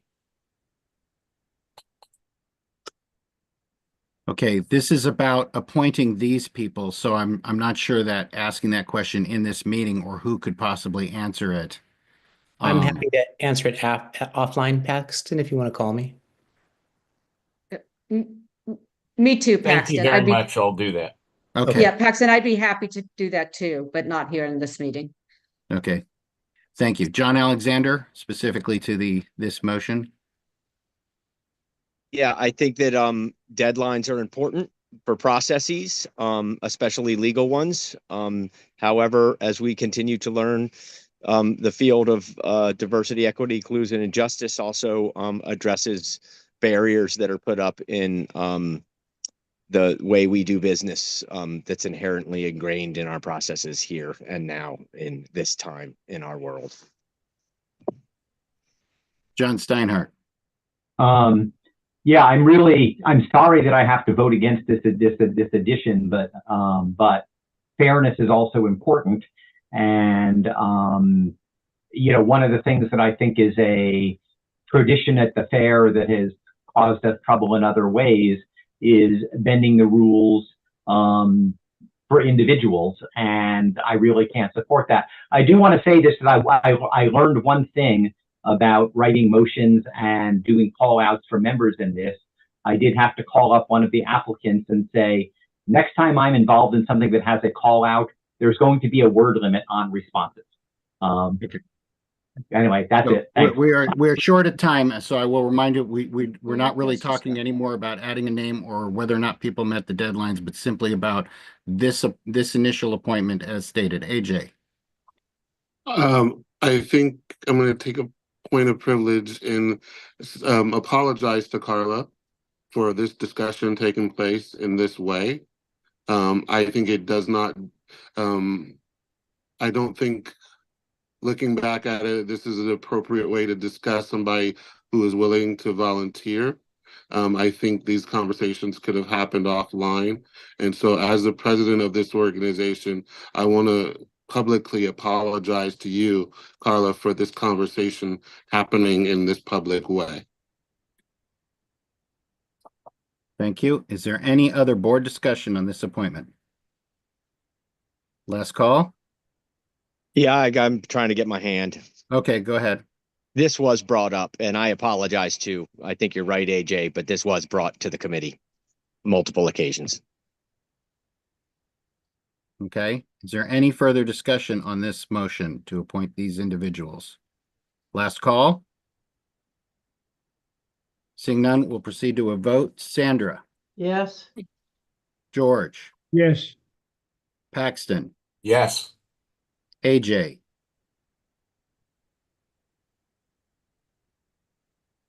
you're muted. Yes. Lisa, Yes. John Steinhardt, Yes. Sue, Yes. Thomas, Yes. John Alexander, Yes, just so Arna will smile. Teresa, Yes. Arna, Yes. Kevin. Yes. The motion passes unanimously. Moving on to our next and final piece of old business. We have a motion to amend the bylaws, Articles 9 in several places, the summary of which is to require that the president and the vice president of the board are required to be duly elected board members, whereas in the past, no officer position had to be a director. And in this case, the secretary and the treasurer still could be non-board members, but the president and the vice president would have to be, if this passes, duly elected board members. Do we need to read the motion? No, could I speak to it for a minute, though? Can we get the motion on the floor? Would you like to make it, Arna? I'll make the motion, yes. Okay, is there a second? I'll second. Okay, moved by Arna and seconded by John Steinhardt. Is there any objection to skipping the reading of it and just proceeding with the summary that was given? Hearing none. I prefer it being read. Okay. I'm gonna read the motion quickly because I can't put the extracted portions in. So I'm gonna ask you, Paxton, to just go with me here. We're gonna read it as it is corrected, as it's we're voting on. So Article 9, Section 2 will remove, there shall be no requirement that an officer be a director, because obviously that's what this is changing. And we're going to change Article 9, Section 5 to add the president shall be a duly elected director.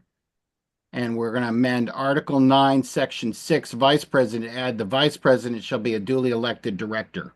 The rest of the language here is specifically where it actually falls in the entire bylaws. But that's the meat of it. Is that acceptable? Okay. Arna, would you like to speak to the motion? Yeah, the board has already approved this. They approved the concept of this motion and the intent of the motion. Then they referred it back to the bylaws committee to do the exact language of where it would go in the bylaws and how the bylaws would have to be changed to put this motion in. So this has really already been approved. It's just now approving the final language that the bylaws bylaws committee made, and where it would insert into our bylaws. This is not new, but it's basically what I'm saying. We've already approved it. Thank you. Member input. I see Lawrence Taylor.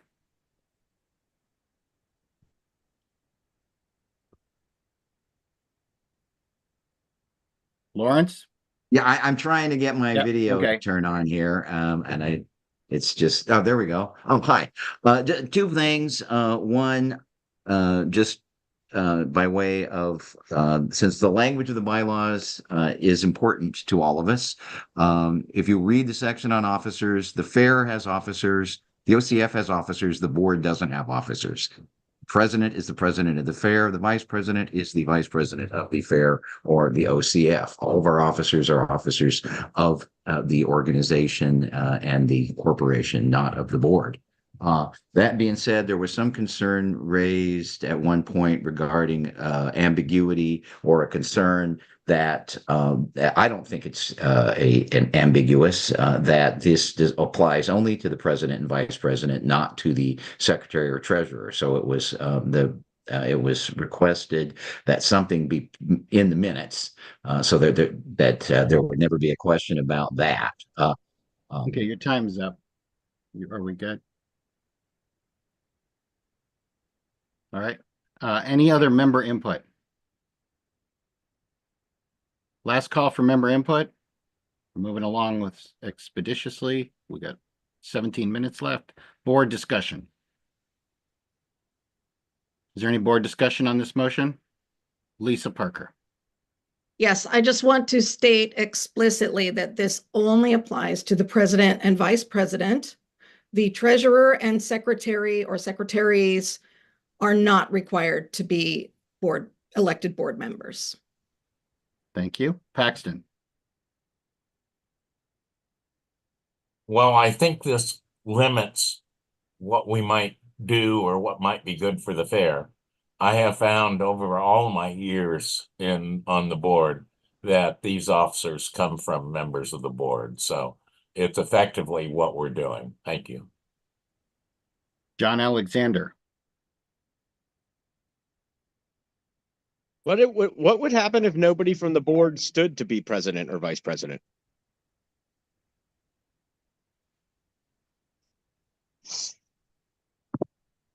Lisa. Yeah, so I just want to comment that the board did already approve this change. The motion in front of us is just the language. So you should have that in your board packet. You should be able to see Article 9, Section 2, the words in red are going to be stricken. And then Article 9, Section 5 and Section 6, the words in green are going to be added. And the words in green are simply the president shall be a duly elected director and the vice president shall be a duly elected director. That's all it really is. And that's what we're voting on. Thank you. John, I thought you might address your concern. And so I would just say it would be like anything else that sits there. You'd have to work until you guys found and selected somebody. Somebody'd have to stand for it, I think, and you'd be without one until that happened. Is there any other board discussion on this motion?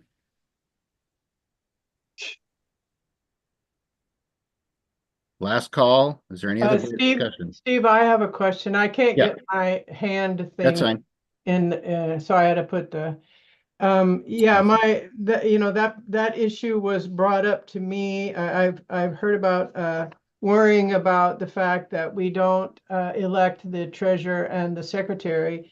And I was wondering, and I'm totally in favor of this motion, but I wanted to be really super careful about making sure that we're not unintentionally doing and I know you're saying that it doesn't affect the treasurer and the secretary, but is there anything specified in the law if this isn't directly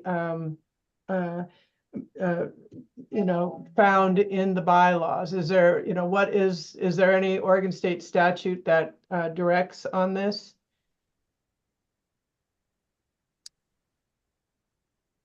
Go ahead, Lisa. I would have to look it up specifically, but my understanding is that this is another one of those, unless the bylaws state otherwise, sorts of situations. And so our bylaws are stating otherwise when it comes to the president and vice president needing to be elected members. Okay, thank you. Any other board discussion? Raise your hand in chat. Last call. Seeing no further discussion, we will proceed to a vote.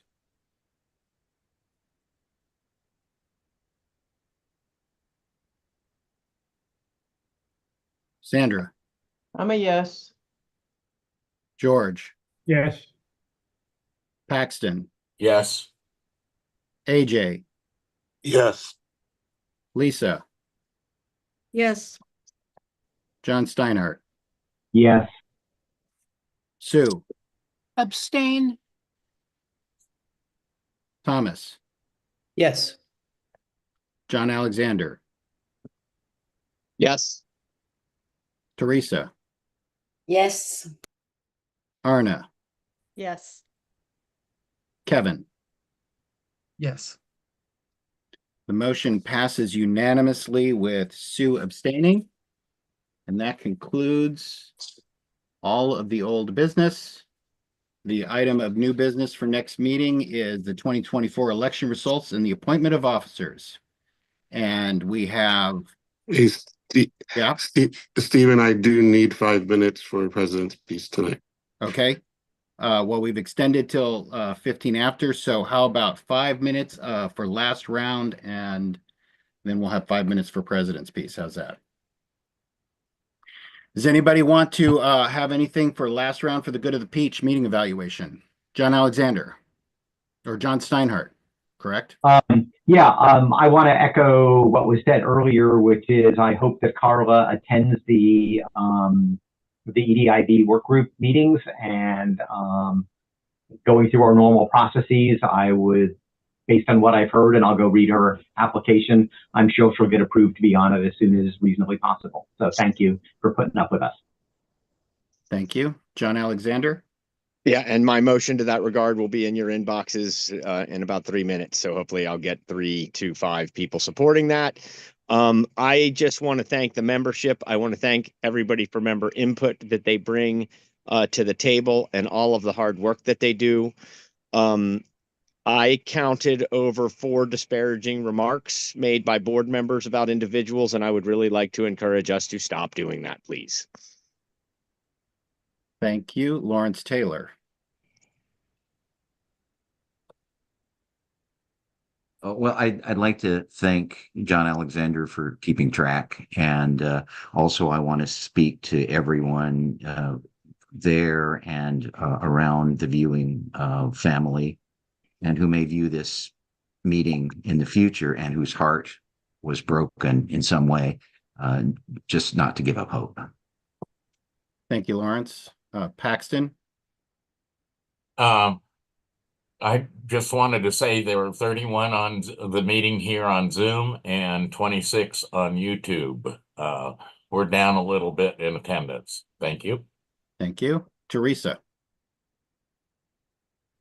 Yeah, I just wanted to also acknowledge that there was a lot of pain at the beginning of the meeting. I don't feel as educated as I should be, I think, but I am just really, I guess, really just wanting to sit present with the pain that some people who've given a lot of years were feeling. Thank you. And I raised my hand, and regarding the disparaging remarks, I do my best to try and moderate when people are being addressed directly, but I encourage everyone to look at the kinds of words they use. There's a world of difference between using words like paranoid or irrational or other things, as opposed to people's concern or discontent, or just trying to not choose words that characterize other individuals, even when you're not speaking to anyone specifically, because it just tends to raise passions that when we're trying to be dispassionate and treat everyone respectfully. Thank you. Arna, we got a couple minutes left. You're muted. I was sorry about how our meeting started. I was sorry that the archaeology committee had such strong feelings and was so unhappy. But I'm also very sorry about how they handled their resignations. I really wish they had come to the board rather than sort of surprising us like this in a board meeting, in a public board meeting. I think it really, we could have maybe worked with them had they written to us about this, rather than just surprising us like this. It was very hard to react to it or discuss it in this meeting. And it doesn't show a good cooperation, certainly between the committee and the board. But I was disappointed. So I think that's it. Thank you, Arna. We have about a minute left. Sue? Okay, I wasn't going to say this, but Arna just, that committee, that crew had reached out to us, and there were crickets. You should know that. Now, what I really wanted to say was I appreciate those who are aware of the words and the impressions and the damage they can do. Thank you for calling that out. Thank you for understanding. Boards can be better. Thank you. Have a great night. Oh, Thank can you, I just Sue. say one Yeah. more really quick? Go ahead, Arna. This is, I believe, Sue's last board meeting, if I'm not mistaken. And I would like us to, say a goodbye to her right now. Because she's been a wonderful board member, and I do think we should just say a goodbye to her. I'm sure there will be more coming, so. But I know will be her last board meeting right now, so I just wanted to appreciate her and her work. Thank you. Everyone. All right. And we're have just enough time for the president's piece. Go ahead, AJ. All right, thank you. That kind of takes away the first thing I wanted to do. But thank you, Sue, for your many years of service on this board. It is interesting. I'm one of the folks that believes in being real. And being real, I will say we haven't always seen eye to eye on things, but I have much respect for those who serve this organization at the level in which you've served it. And so I want to give a big shout out to you for that. I also want to thank the board itself and announce here tonight, unfortunately, that I will be unable to meet at the meeting next Saturday at the annual meeting. And I want to send a special thank you to Arna, your vice president, who has agreed to step in on my behalf. And so thank you, Arna, for that. I want to thank all of the candidates who decided to step up and either run again or run for the first time. It is a great event that's going to happen next Saturday, and you'll have an opportunity to speak in front of this organization and share your dreams and aspirations regarding this organization. So I wish you good luck in that, and thank you for your wanting to serve this organization. I want to also thank the staff. The staff does a lot of work to prepare for this event.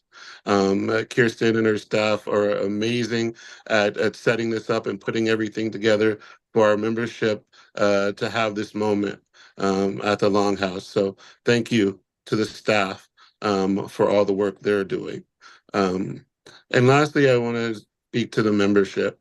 What you saw here tonight, it was probably one of the more difficult meetings, but I want to state that we have so many people in this organization that are passionate about what they believe in, that are passionate about their point of view. And it is important that even when you disagree with those views, that we remain respectful of each other. And so I encourage you in the upcoming months, and as we get a new board going, that we're going to disagree, but I encourage you to bring your best self to your meetings, whether it be committee meetings or board meetings or task force, to try to bring your best self. And when you're in disagreement with someone, try not to make it personal. I have learned the hard way, and I am improving every day. And I hope to get there someday where I can say that I didn't have an ouch moment and react. I'm getting there, and I encourage us all to keep working in that direction. It has been a pleasure serving as your president. It is a lot of work, but it is a privilege to be able to have this moment with you. And I wish you guys all a good night and a great week ahead. Thank you. Thank you very much. And with that, the next board meeting is Monday, November 4th, 2024 at 7 p.m. via Zoom. And we have completed the agenda for tonight's meeting, and the Oregon Country Fair Board of Directors will stand adjourned. Night, everybody. Thanks. Night. Thanks, everybody. Thank you all. Good meeting. Good night. Next board meeting is before the presidential election. Vote for Kamala Harris.